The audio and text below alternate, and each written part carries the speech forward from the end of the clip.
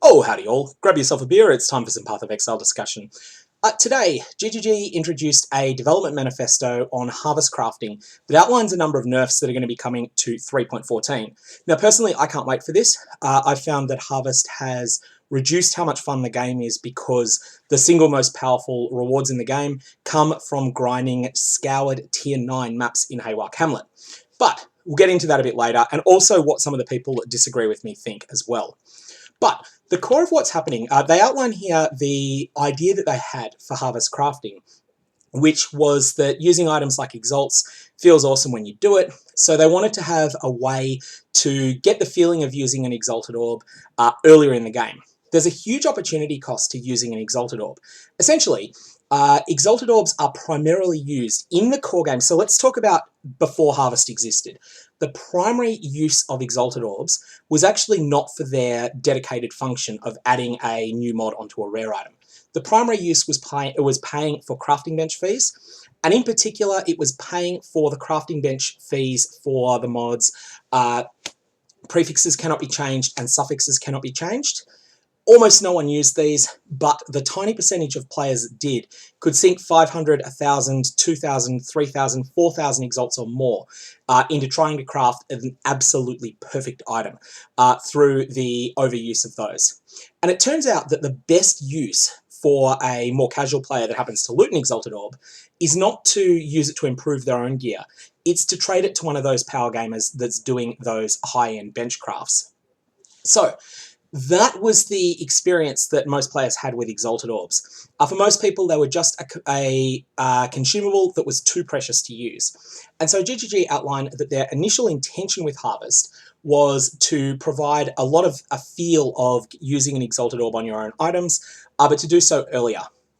And so they went through here that they realized way too late in harvest development that this was a very powerful crafting system.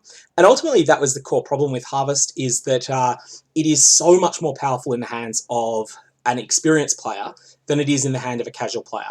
Just like the exalted orb itself, actually. It just does so much more for the player that uses these crafts on an already nearly perfect item.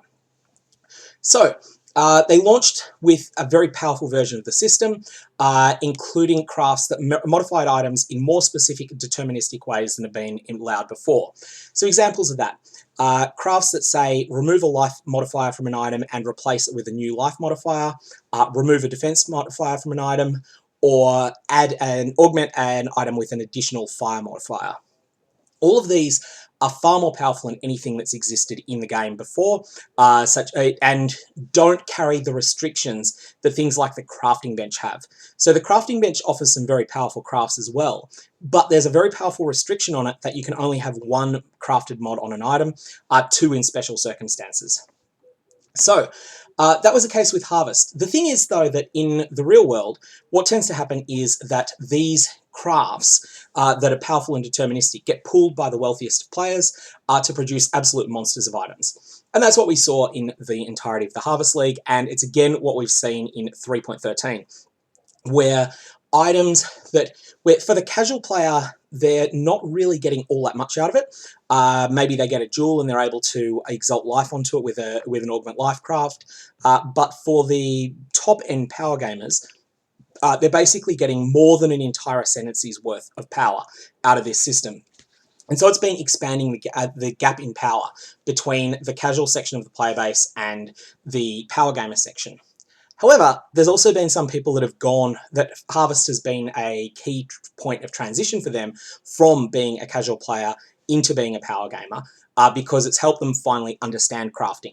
They've felt in the past that they never had enough capital for it, and then they've started playing in the Harvest League and realized, oh, I can craft nearly merit tier items now, and then they learnt all the things that were necessary for them.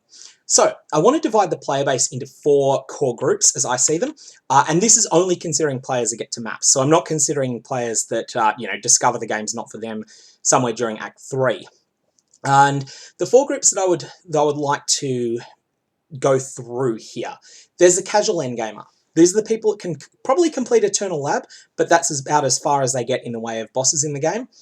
Struggles in red maps, might know that the middle tier bosses like the Shaper and the Eradicator exist, but they feel that these bosses are just overwhelmingly out of their reach. This player type doesn't know about item tags. They don't know that the data mining website PoADB exists and that it lists every item tag in the game. They may not even know about advanced mod descriptions. They probably never had more than 3 or 4 exalts at a time, and when they get a harvest craft, they use it on a self-found item or a traded item, and often will burn a 2 exalt craft to turn a 2 chaos item into a 5 chaos item. Now, it's my thesis that these players get little benefit from harvest. It's not 0, and it's perhaps 1 passive point equivalent per item that they work on, and that's just counting the main sort of item slots. So we're not counting things like jewels, because they may not even think to use harvest crafts to empower jewels or cluster jewels and the like. So this sort of player might gain an amount of character power equal to maybe 5 or 6 passive points from all of their engagement with the harvest system, which is not nothing, but it's on par with, say, selecting the right anointment for your amulet. It's not something that is, off the charts power, like you're going to see when we get to the power gamers. So the second group is what I term the curious casual, and I actually think a lot of these are people that follow my channel. So these are similar to the casual endgamer, but they're more interested in researching what they don't know, and they have more of a sense of what they don't know as well. Now, my YouTube analytics indicate a lot of these people do follow my channel. These are the sorts of people watching my Shaper guides or Conqueror guides today, and they're probably the people watching this video saying, this guy is an idiot, he doesn't know what he's talking about, everything he's saying is totally wrong. Now, these people actually do get a lot of power out of harvest, and for a lot of them, it's been a pathway from being a more casual player into being someone that's at the serious endgame in one of the later 2 categories. But they might not necessarily figure out all the harvest crafts themselves. Instead, they'll follow various online guides. So they don't necessarily go through diving through all the item tags, looking for the most broken abuses that they can find of harvest crafts. They aren't playing around with Maven orbs to really optimize gear into the stratosphere. Instead, they're basically using the harvest crafting to craft gear that would have been 50 exalts a few leagues ago, but nowadays there's only 2 exalts because harvest exists. The third group of player that I want to outline is the true power gamer. So this is the sort of player that knows a vast amount about the game, has a fairly significant sense of what they don't know as well and how to research it. And this is the sort of player that killed the Maven on day 4, has the Maven Invitation of the Feared on farm at with 8 mods, and is just basically dominating all the content in the game. This sort of player that when you ask around in various services channels looking for a boss killer, this is the player that doesn't ask what the mods are, just says, yep, that'll be 2 exalts, then comes in and one-shots whatever the boss is.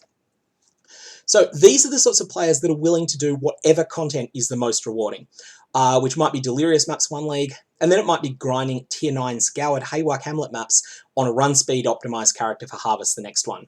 They have no problem leveling a new character to maps just for the purposes of abusing Harvest. They may have done so in the past to level a Sulfite Gathering character or something like that. The key thing defining this section of the player base is an attitude. And that attitude is that the thrill of winning is more important than having fun right now, because winning is the fun. And these people get the most out of Harvest. These are the people that are upgrading from serviceable but strong gear, or even very strong gear, to quite literally mass-producing items that are far, far beyond what used to be merit tier. So where they used to use boots that might have been something like Elusive, Tailwind, 25% move speed, bench life, and 1 bad resist, which is sort of what you might expect to be the best thing you'd craft from 4 attempts at using a Tailwind and Elusive Awakener Orb craft.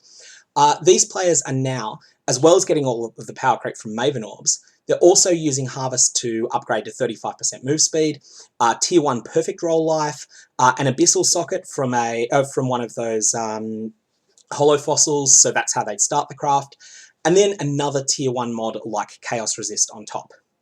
These people absolutely dominate the services trading discords. If you've ever wanted to buy a Remove Add Life for your cluster jewel, these are the people that are bulk buying those crafts that you want for 2 exalts each. And the reason they're able to afford that is that they're producing finished products that might cost them 30 exalts to make. They're then turning around and selling them for 60. And then this means that because there's a competitive market developing, that they're able to keep buying more and more crafts and basically able to outbid everyone in the services discords.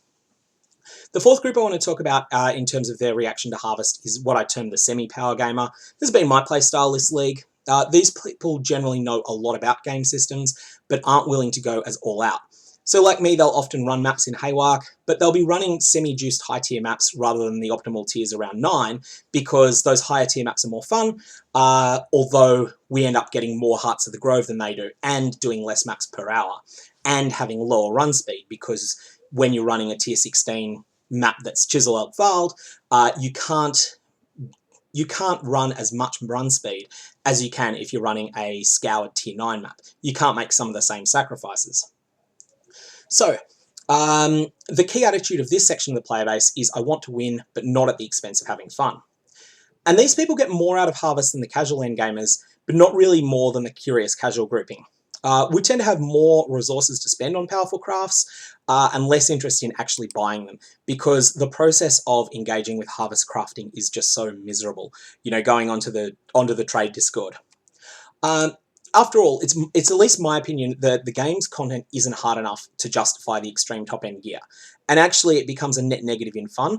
If you go from a boss fight, from one of the top-end boss fights taking, say, 2 minutes of engaging gameplay, then you triple your DPS. Now you've only got 40 seconds of fun, but it still takes all the same setup time to get your next 40 seconds of fun. So why not just stick at the point where the boss takes 2 minutes and is just so much more fun that way?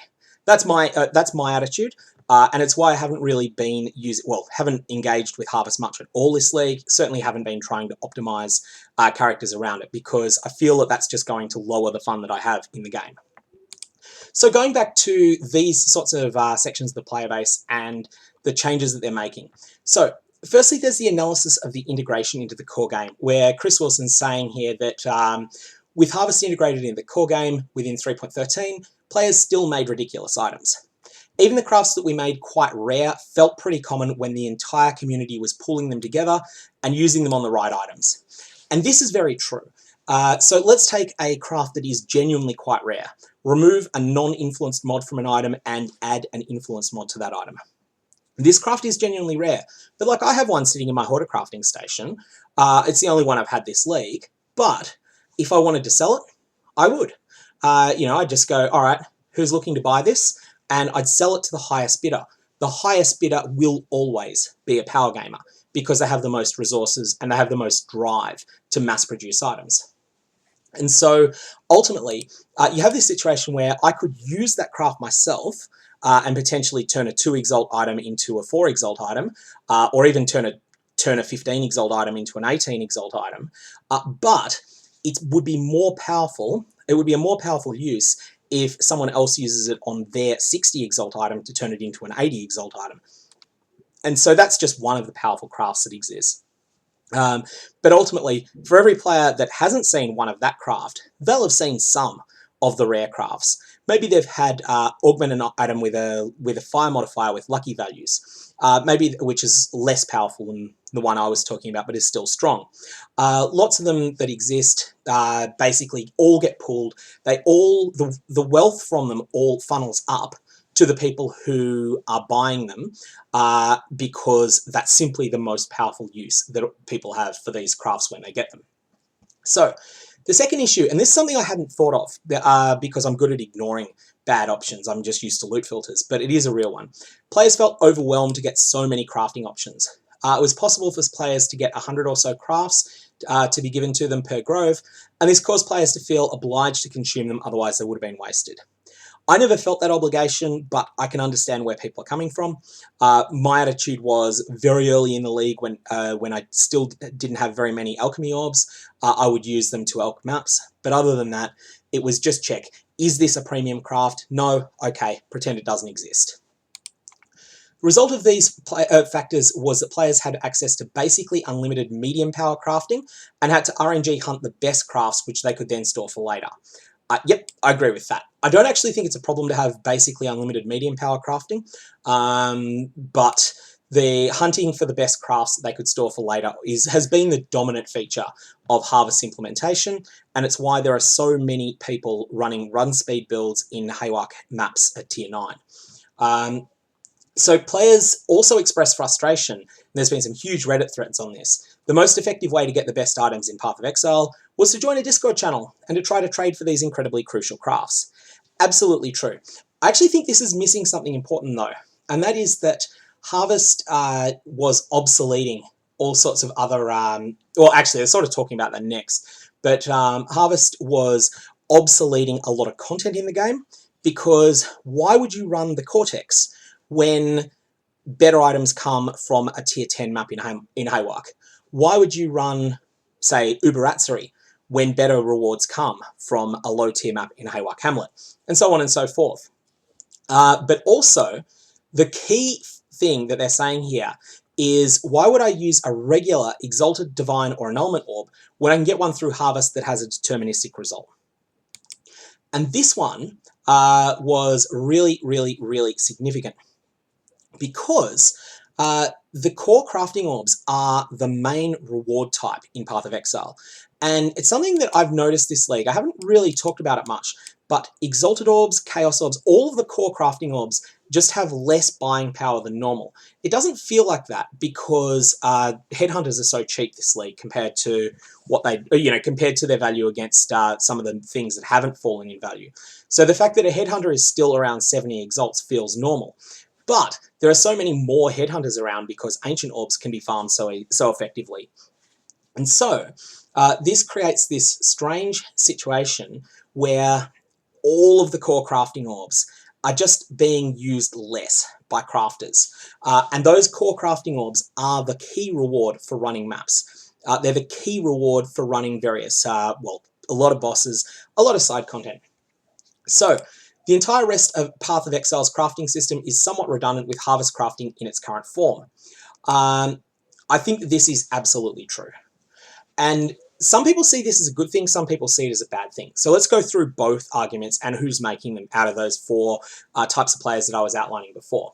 So for the power gamers and for the curious casual players, their attitude is that obsoleting the rest of Path of Exile's crafting is fine because I'm getting more power through Harvest crafting, and Harvest crafting, like being more powerful, makes the game more fun for me.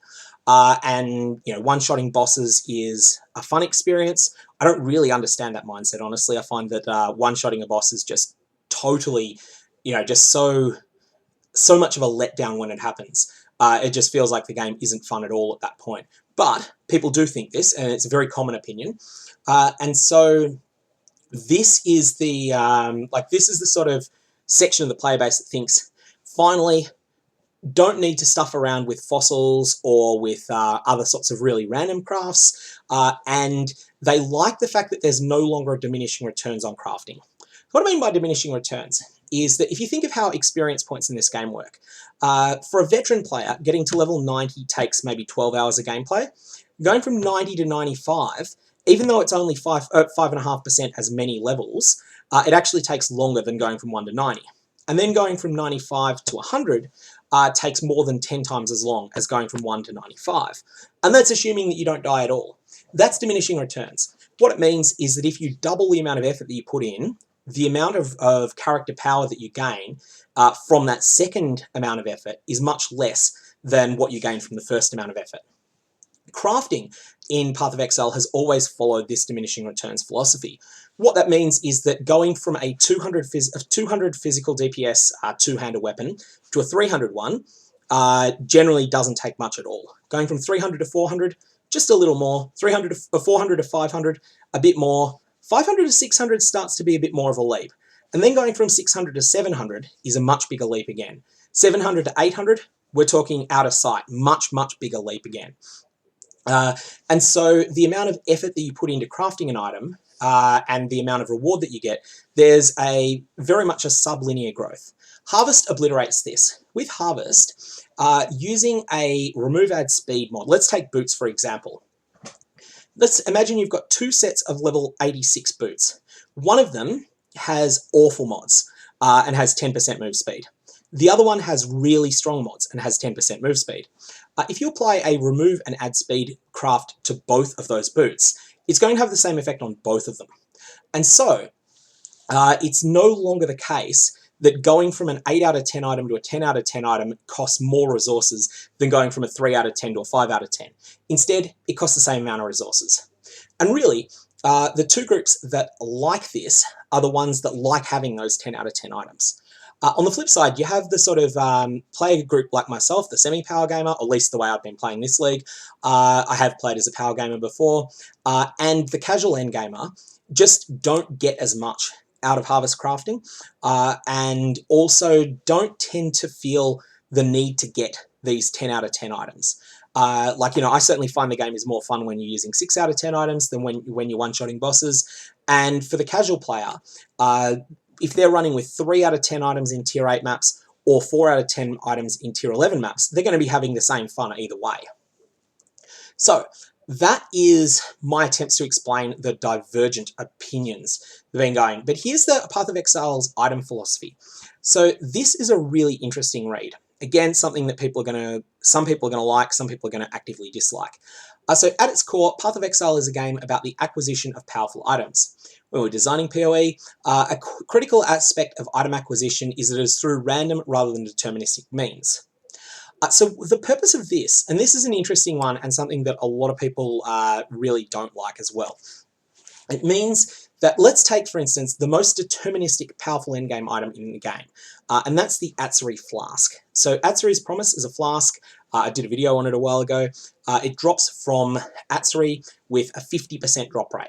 So if this is something you want for your build, you know exactly where to farm it, and by the time that you've run the Apex of Sacrifice 8 times, you have a 99.6% chance of having at least one of this flask. So you can definitely get this item really easily if it's something that's good for your build, as long as you can defeat Atzuri. So that's one aspect. The other one is the idea of attaining items for, like obtaining rare items. You can get your sort of 3 out of 10 rare items just by picking up 10 items off the ground and identifying them all and equipping the best one. That's how you get a 3 out of 10 item. That's what players do when they're leveling. To get a 5 out of 10 item, usually you'll take a 3 out of 10 item, stick it in the crafting bench, and apply a carefully selected craft to it. Alternately, you could just get a bit luckier with your RNG and ID a 5 out of 10 item, or maybe you might use a Chaos Orb or use something like an Essence, something that, or a Fossil, something that has a little bit more control over the types of mods that roll. So when you defeat monsters and bosses, you receive random items, again, with a couple of exceptions like Atzuri. When you approach Kadiro for a valuable item, you're offered a random one rather than one you can control. And in limited cases where you can choose a specific modifier, it's usually worse than what could be rolled randomly. Really clear example of this here is the crafting bench. I think the crafting bench is the deterministic crafting Path of Exile has needed for a long time, but you're capped at 35% to a single resist or 20% to each of 2. This is miles worse than getting a 48% mod that you could roll on a high item level item. So you can choose a specific modifier, but you pay a significant price for making that choice rather than for rolling it on through other mods. And even game systems specifically designed to involve determinism, such as divination cards, I won't include incubators because I don't agree that they really fit this, still have amounts of luck involved. So for instance, let's say that you wanted to craft a physical, let's say it's a league where physical damage staves are the thing that you want to use. One of the divination cards is for a flaring eclipse staff. So flaring is one of the highest tier physical damage modifiers. I think it is the highest tier flat fizz modifier. So you start with the divination card that gets you a flaring eclipse staff. Then from there, everything is going to be completely random. So the only systems in the core game prior to Harvest that really obliterated divination, that really guaranteed determinism were Mirrors of Kalandra. Really, as far as I can see, that's the only thing, as well as a couple of specific uniques that are really easy to solo self-found farm, like the Atzuri Flask. Basically, the Mirror of Kalandra was the exception. And Mirror of Kalandra is one of the few things in Path of Exile that has genuinely been balanced through rarity. So it's also important, and I really agree with this point, and a lot of people will disagree with it, that its items are hard to perfect. Ideally, there's significant diminishing returns in the currency item crafting process, which let players get something good enough relatively easily, and the expert players can show off with really good items that took a lot of effort to make. Obtaining perfect items is ideally close to impossible, with very few players able to claim that they have such valuable treasures. This is absolutely where I want the game to be. This is something that I think is a really good setup to have, where you can get gear that's good enough to beat all the content in the game, but the content still feels like a bit of a struggle. Then eventually maybe you'll get lucky. Maybe you'll be able to get something that is actually almost perfect, and then you can go back to that content in the 9th week of the league and just utterly smash it. But that's happening way too fast with Harvest. So I feel that the current state of Harvest crafting runs against both of these important philosophies. We know many players would love us to keep deterministic crafting in the game because it enables them to complete their items far more quickly than they otherwise would, but there would quickly be nothing left to achieve. It was an interesting experiment, and we understand that some players will likely be attached to this level of easy crafting, but it's just not the path of Exile we set out to make. This sentiment was summed up by a member of our design team who recently said, "We don't want to take away the feeling of closing your eyes and exalting an item, scared to see whether you ruined it or not." This one I don't really think is a particularly useful line, because for most players, like, closing your eyes and exalting an item is it's not something that players do lightly. You wouldn't normally exalt an item unless you had really given it a lot of thought first, unless you're the sort of power gamer that's got a lot of currency behind you. Generally speaking, in most leagues, I do not use exalted orbs on items more than 5 times directly.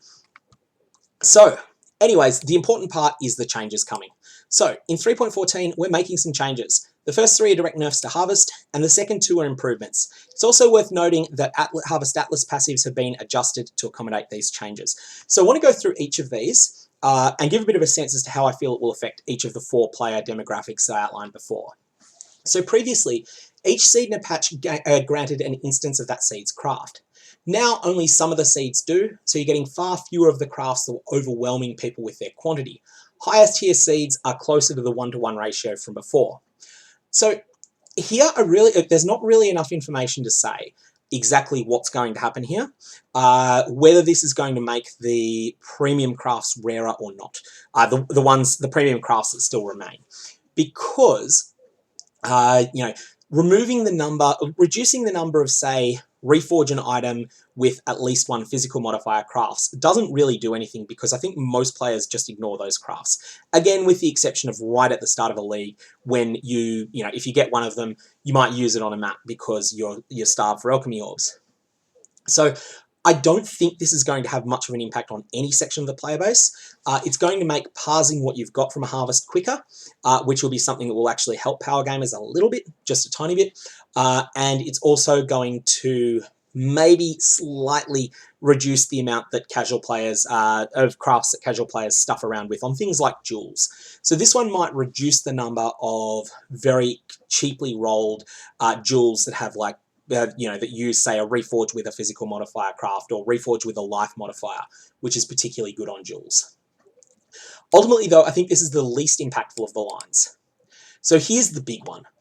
Some mods that had overly deterministic behavior have been removed.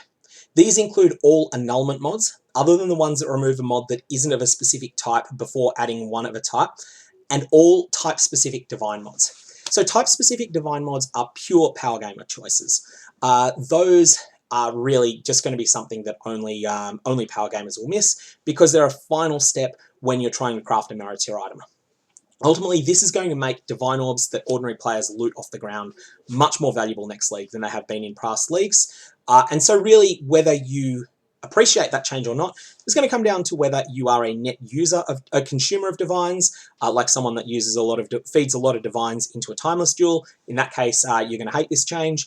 Or if you're a net producer of divines, because you loot more of them than you use, in which case this is going to be a small buff to your playstyle.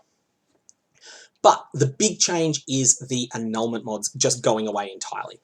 This is something that I think is a real positive. The fact that it's the ability to remove mods is what makes Harvest so powerful when it's used on an already nearly perfect item. This is going to absolutely decimate the number of merit tier items, or at least items that would previously have been merit tier before Harvest existed. It's going to decimate the number of those that get crafted with Harvest, and it's going to have very little impact on the sort of more casual player. So for the different player groups, I don't think that the true casual endgamers are going to notice the annulment changes at all. I think that the curious casuals will lose a couple of little toys with this, so they'll get a little bit less power out of it. The semi-power gamers will lose a little bit as well, but the people that lose the most out of the annulment crafts getting removed entirely are going to definitely be the power gamers here. This is probably the single nerf that is most surgically targeted at hitting power gamers and reducing the amount of power that they get out of Harvest, whilst having very little collateral impact on other players. So I think that this is a huge positive, this line. Third up, crafts that add mods of specific types, like physical modifiers, for example, can now only be applied to non-influenced items, except for the existing mod that applies an influence mod to an influenced item. Okay, this is a massive change. This is going to transform Harvest away from being a high opportunity cost, like you get these super precious crafts that can do amazing things to 50 Exalt items. It's going to transition it away from that to a system that is all about getting crafts to get your first set of good endgame gear together. So let's take, for instance, the physical modifier example.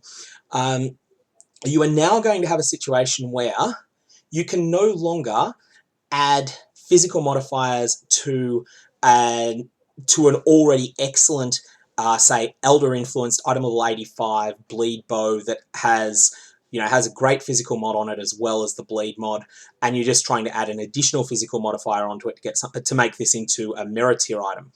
You're not going to be able to do that anymore. Instead, what you're going to have to do is use that physical modifier augment on something else, and that's going to mean that it will feel a lot less punishing to waste one of these crafts on a piece of leveling gear. You're not going to feel like you've taken something precious and thrown it away. Instead, you've used something for a short-term advantage. Additionally, I think the way that I'm reading this, this also applies to the remove a non-physical and add a physical craft, which is going to make explode chests much rarer than they've been in the current league. I kind of think that's a bad thing. I think that the explode chests they're so powerful, they actually feel sort of necessary at the moment because so much of the game is balanced around them. But that's the change that looks like it's going to come. I wouldn't mind seeing some other source of explode chests in the future, because otherwise we're going to be looking at some expensive alteration orbs and jagged fossils. There are going to be so many of those being used to try and craft explode chests next league. That said, that's the way we did it in 3.9, and that was fine. Our chances of encountering a portal to the Sacred Grove in a map has been increased by 60%. So this is going to be something that is going to make Harvest more accessible to the casual players, and I don't think it's going to have much of, because Harvest is no longer going to be the unquestioned best way to craft items. I think it's not going to power up power gamers anymore. Finally, the Heart of the Grove encounter is now a map fragment that drops sometimes from tier 4 Harvest bosses instead of randomly appearing in the place of a normal grove. This is just a great change. Honestly, the Heart of the Grove is a very difficult fight if you don't know the mechanics, and most of us haven't had many chances to practice it. And also it means that you're not going to wind up with ridiculously unbeatable Hearts of the Grove in maps that are crazy. I would like to see, though, the ability to make this Heart of the Grove map into something ridiculous, like, maybe let us Varl it and give it 8 mods or something like that. So, in terms of my overall thoughts, where does this leave Harvest crafting? So, for crafting 5 out of 10 items, this is the sort of stuff that you use the first time you kill the Shaper if you're an experienced player, or if you're a newer player that doesn't have as much experience with the game, the sort of gear that you might use the first time that you're pushing into tier 11, tier 12, tier 13 maps, because power gamers can do more with less gear than newer players can. So crafting 5 out of 10 gear, I think that Harvest is going to become, it's not getting any worse at doing it, and in a lot of ways it's going to get better because you won't feel a pressure to save your precious crafts for later on. So that's going to be made better. Crafting 8 out of 10 gear, so this is the sort of stuff that, you know, is that you would be happy to equip on a level 97 character, but that a power gamer wouldn't use, like a power gamer would have upgraded past this gear. This gear is going to be a lot harder to craft with Harvest, and I think that that's going to be, it'll be somewhere between those 2 points. That Harvest will lose a lot of its luster, and you'll start reverting to other forms of crafting like fossils, like the Awakener Orb, like Alteration Regal crafts, or also some of the other Harvest crafts, things like Alteration, Imprint, and then use the Harvest versions of Regal Orbs, some of which are ridiculously strong, but are just totally overshadowed at the moment because the Augment crafts are so much better than them. So that's going to be one of the things that I think we'll be encountering. But Harvest is still going to be the unquestioned best way to craft jewels in the game. Talking jewels, we're talking Abyss jewels, we are also talking the cluster jewels. All of these, the best way to craft them is probably still going to be Harvest, and potentially with a lot of alterations, then imprints, then using Harvest Regal to guarantee a high tier mod, then using a Harvest Augment to pump it up to, you know, to a 4 mod monstrosity of an item. In terms of other items, though, I think that the printing of mirror tier items is going to end, and most importantly, I think that the closing the gap between the casual endgamer and the top end power gamers is going to create a situation where the current endgame just lasts longer than it would have otherwise. It's been my opinion during 3.13 that the new endgame of the Maven was well tuned for a world where Harvest didn't exist, but it was simply too easy for a world with Harvest. And that means, that's why we saw, you know, lots of people beating the Maven by day 4 of the league. It's not just, you know, it wasn't just the sort of names like Darky/Lighty, Zizaran and the like, you know, the people that are Tai Killer that are just known as the best players of the game. It was a lot more players than that were beating it early on. Ideally, I'd like to see it where there's a much bigger pool of players that get to tier 16 maps in the first couple of days, but then feel they need to spend a bit of time working up to then killing the bigger bosses. And this massive nerf to Harvest is going to increase the time between you getting to your first tier 16 map and you being ready to fight the Maven, ready to fight the, you know, really hard boss encounters in the game. So yeah, I'm looking forward to this. Obviously expect that some of you will disagree vehemently, and that's fine. But if you've got any comments or questions, fire away below. If you'd like to read the development manifesto in full, I will put a link to it.